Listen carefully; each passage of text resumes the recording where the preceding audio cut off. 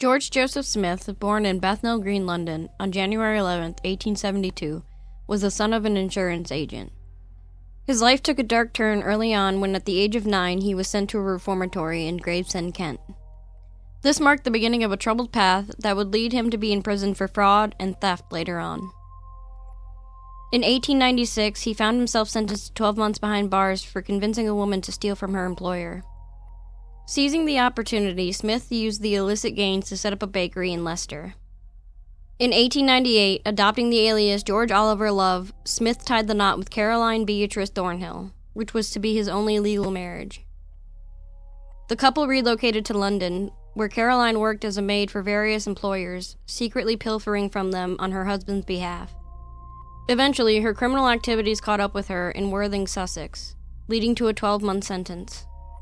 To save herself, she exposed George's misdeeds, resulting in his imprisonment in January of 1901 for 2 years. After his release, Caroline fled to Canada. In June 1908, Smith married Florence Wilson, a widow from Worthing. However, on July 3rd, he abandoned her after siphoning £30 from her savings account, a significant amount at the time. He also sold off her possessions from their residence in Camden Town, London. Shortly after, on July 30th, Smith entered into another marriage, this time with Edith Pegler, who had responded to an ad seeking a housekeeper. Smith's mysterious absence, during which he claimed to be selling antiques in other cities, became a pattern. Despite these disappearances, he always returned to Pegler with money, the source of which she likely never knew. Smith's cycle of fraudulent marriages continued in October of 1909 when he married Sarah Freeman using the name George Rose Smith. Just like his previous wives, he stripped Freeman of her savings and sold her war bonds, netting a substantial sum of £400. Undeterred by the consequences of his actions, he proceeded to marry Bessie Mundy and Alice Burnham. In September of 1914, he tied the knot with Alice Reed, assuming the identity of Charles Oliver James. Astoundingly, Smith managed to enter into 7 bigamous marriages between 1908 and 1914, consistently pillaging his wife's belongings before vanishing into thin air. In January of 1915, a letter arrived at Division Detective Inspector Arthur Neal's desk, sent by a concerned Joseph Crosley, the proprietor of a boarding house in Blackpool, Lancashire. The letter detailed the perplexing discovery, accompanied by 2 newspaper clippings.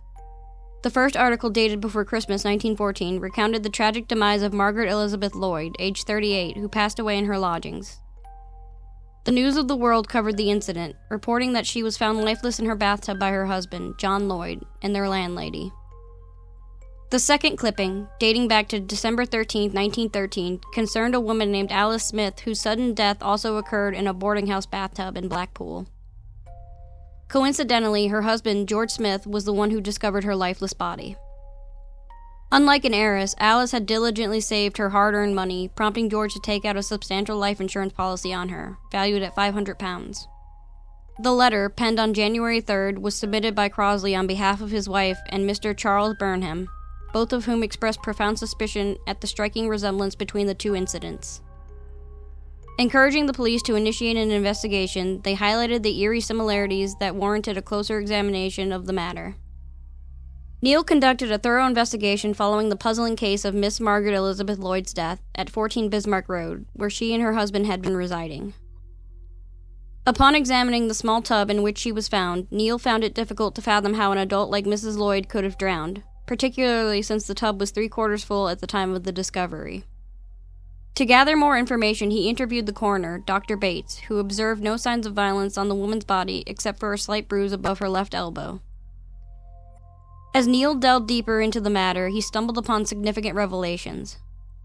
It came to light that Mrs. Lloyd had executed a will just 3 hours before her death on December 18, 1914, leaving her husband, John Lloyd, as the sole beneficiary. Intriguingly, John had promptly submitted the new will to a lawyer for handling. Adding to the intrigue, Mrs. Lloyd had withdrawn all of her savings on that very same day. On January 12th, Dr. Bates contacted Neal on behalf of the Yorkshire Insurance Company, inquiring about Mrs. Lloyd's death. Neal discovered that she had obtained a life insurance policy for £700 a mere 3 days before her marriage, naming John as the sole beneficiary. Sensing the gravity of the situation, Neil requested Dr. Bates to postpone his response to the insurance company's inquiry. In the meantime, Neil also sought further information from the Blackpool police regarding the Smith case. It turned out that the late Mrs. Alice Smith had taken out a life insurance policy and had made a will favoring her husband, George Smith. With mounting evidence pointing towards John Lloyd and George Smith being the same person, Neil devised a plan to catch the suspect.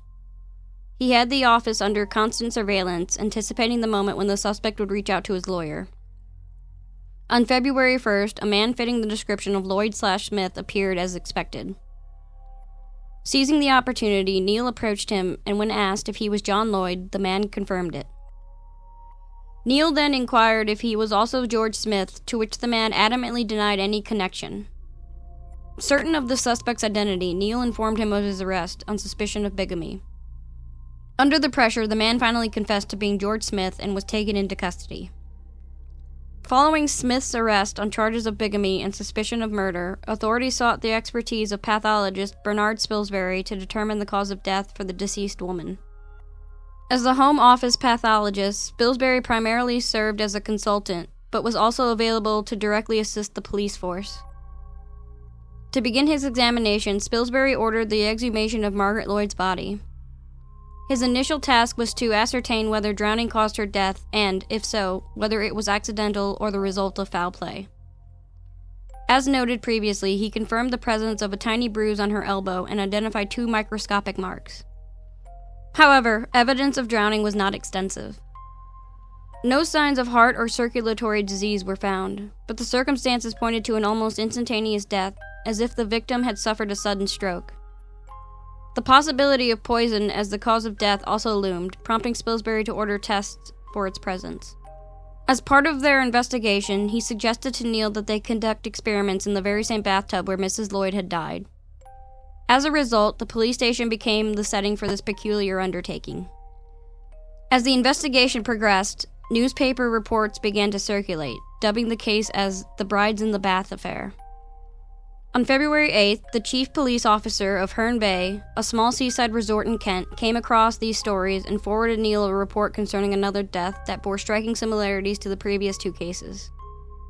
Approximately a year before Burnham's unfortunate demise in Blackpool, a man named Henry Williams had rented a house on 80 High Street, which curiously had no bathtub. Accompanying him was his wife, Beatrice Bessie Mundy, whom he had married in Weymouth, Dorset, in 1910. Strangely, 7 weeks after renting the house, Williams decided to rent a bathtub. On a particular occasion, he took Bessie to see Dr. Frank French, a local GP, due to what he described as an epileptic seizure, although she had only complained of headaches. The doctor prescribed some medication for her headaches. However, on July 12, 1912, Williams aroused Dr. French, stating that his wife was having another seizure. When the doctor arrived, he found Bessie's lifeless body in the tub, submerged with her head underwater, her legs stretched out straight, and her feet protruding. Dr. French observed no signs of violence and attributed the cause of death to epilepsy. Strangely, just 5 days before her passing, Bessie had made a will, leaving an impressive sum of £2,579 to her husband. Upon Neil's request, photographs of Smith were sent to Herne Bay for possible identification. Meanwhile, Neil traveled to Blackpool, where Spilsbury was performing an autopsy on Alice Smith. The results mirrored those of Margaret Lloyd's case, with no signs of violence, indicating an instantaneous death, and minimal evidence of drowning. Moreover, there were no traces of poison found on Margaret Lloyd's body, leaving the investigators perplexed. Spilsbury meticulously measured the corpse and arranged for the bathtub to be transported to London for further examination. Back in London, Neil received confirmation from Herne Bay that Henry Williams was in fact also John Lloyd and George Smith.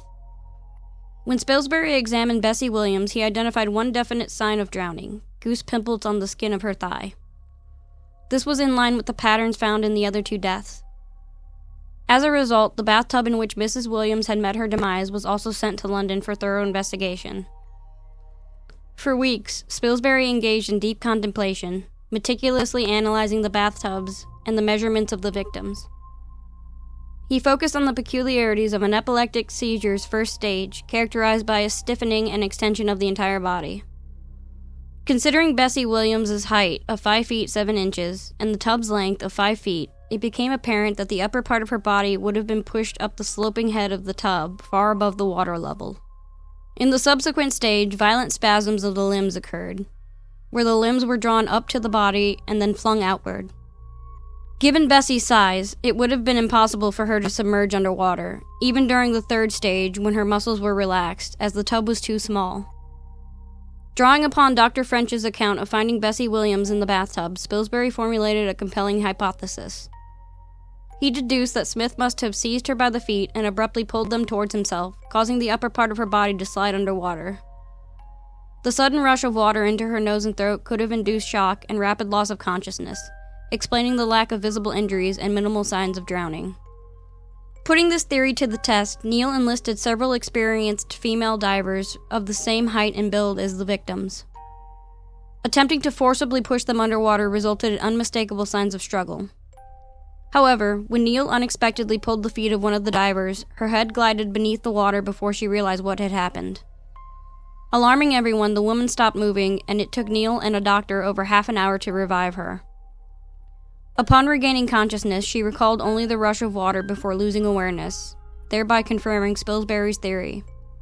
With the hypothesis substantiated, George Joseph Smith was apprehended on February 15, 1915, and officially charged on March 23, 1915, for the murders of Bessie Williams, Alice Smith, and Margaret Lloyd. The trial commenced at the Old Bailey on June 22, 1915, with the prosecuting counsel consisting of Archibald Bodkin, Cecil Whiteley, and Travers Humphreys. While English law permitted Smith to be tried solely for the murder of Bessie Mundy, the prosecution utilized the deaths of the other two victims to establish a pattern of Smith's criminal activities. Smith, opting not to take the witness stand, conveyed his decision to Marshall Hall through a handwritten note.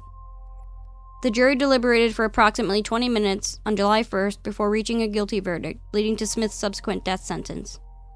Marshall Hall appealed the verdict. However, Lord Reading dismissed the appeal, and on August 13, 1915, John Ellis, the hangman, executed Smith at Maidstone Prison. Thanks for watching. If you enjoyed this video, please consider subscribing by clicking the red subscribe button below. And don't forget to ring that notification bell so you never miss an update. Your support means the world to us. Please give this video a thumbs up if you liked it. Thanks again for watching, and we'll see you in the next video.